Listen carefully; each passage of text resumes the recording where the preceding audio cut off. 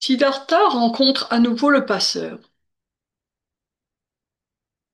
Je resterai sur les bords de ce fleuve, se dit Siddhartha, celui que je traversais autrefois en me rendant chez les hommes.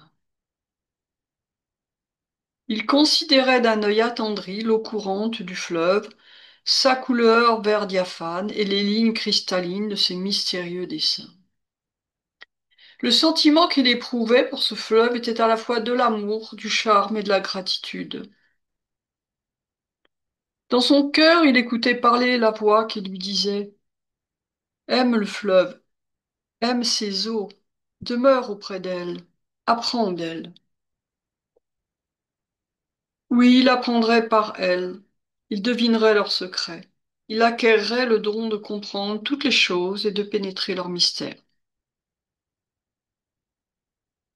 Pour l'instant, de tous ces secrets que recelait le fleuve, c'est que cette eau coulait, coulait toujours, qu'elle coulait continuellement, sans cesser un instant d'être là présente, toujours la même, toujours en se renouvelant, sans interruption. Reprenant sa route, il arriva à l'endroit où atterrissait le bac, et il y trouva justement prêt à le recevoir. Le passeur, debout, était bien le même qui avait autrefois fait traverser le fleuve au jeune Siddhartha. Siddhartha le reconnut immédiatement, bien que lui aussi ait beaucoup vieilli. Le passeur, étonné de voir un homme si bien mis qui voyageait à pied et sans suite, le reçut dans son bateau.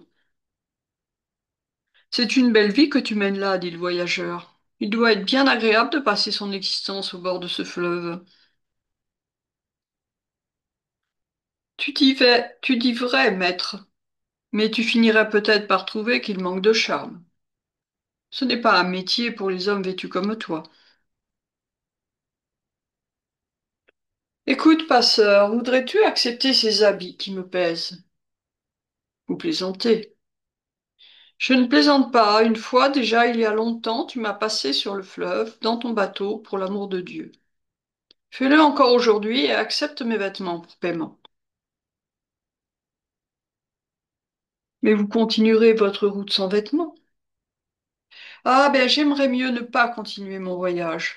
Ce que je voudrais, c'est que tu me gardes près de toi pour t'aider. Je serai ton apprenti. Le passeur considéra longuement l'étranger en fouillant dans sa mémoire et dit: Ah, je te reconnais. C'est toi qui as passé une nuit dans ma cabane. N'étais-tu pas Samana à l'époque? Mon nom est Siddhartha et j'étais bien Samana. Sois le bienvenu, Siddhartha. Moi, je me nomme Vasudeva.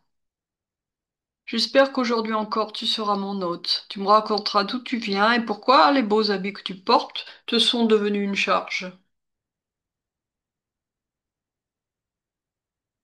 Après avoir abordé et attaché le bateau au pieu, le passeur le pria d'entrer dans sa cabane et lui offrit du pain et de l'eau.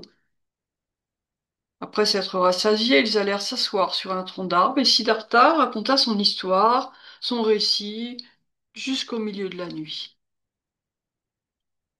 Le passeur savait écouter en ouvrant son âme toute grande. Quand Siddhartha parla de l'arbre au bord du fleuve, de sa chute profonde et de l'eau sacrée et du vif attachement dont il s'était pris pour le fleuve, le passeur subjugué l'écouta les yeux clos, avec un redoublement d'attention.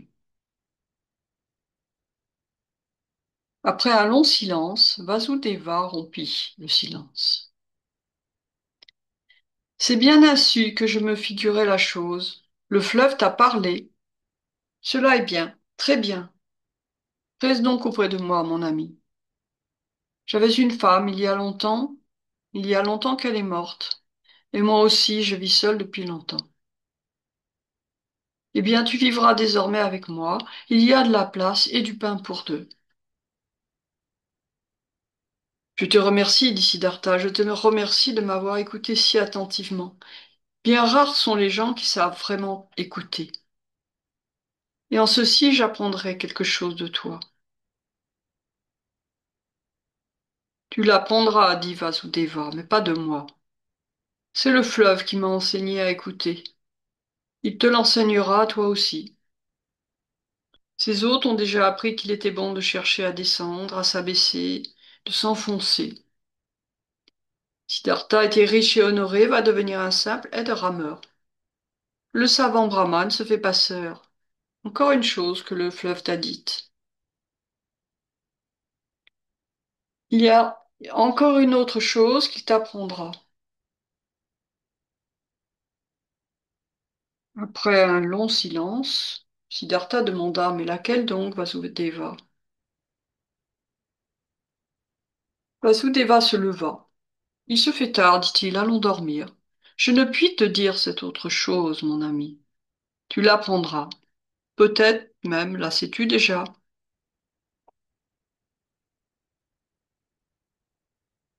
Siddhartha resta auprès du passeur et apprit lui aussi à se servir du bateau. Les jours, les mois coulèrent rapidement. Mais si Vasuveda pouvait lui apprendre beaucoup de choses, le fleuve lui en enseignait davantage, et cet enseignement durait sans interruption. Un jour, il posa une question à Vasudeva. Est-ce que le fleuve t'a aussi initié à ce mystère, que le temps n'existe pas? Oui, répondit Vasudeva.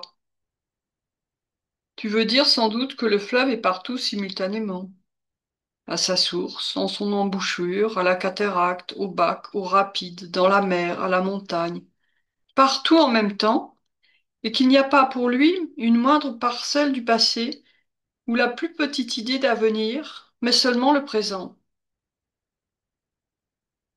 C'est cela, dit Siddhartha.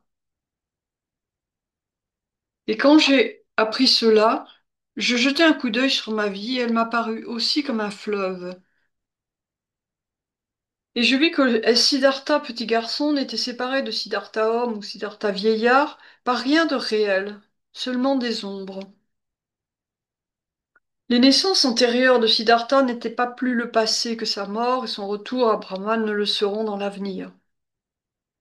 Rien ne fut, rien ne sera, tout est, tout a sa vie et appartient au présent. Il avait parlé dans une sorte de ravissement. Vasudeva rayonnait en le regardant avec un sourire. Il passa la main sur l'épaule de Siddhartha et retourna à son travail.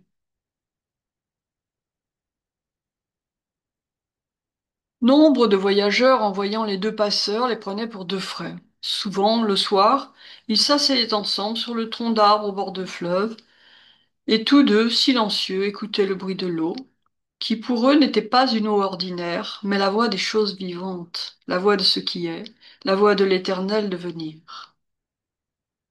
Il émanait des deux passeurs et de l'endroit où ils vivaient une sorte de charme qui frappait maint voyageur.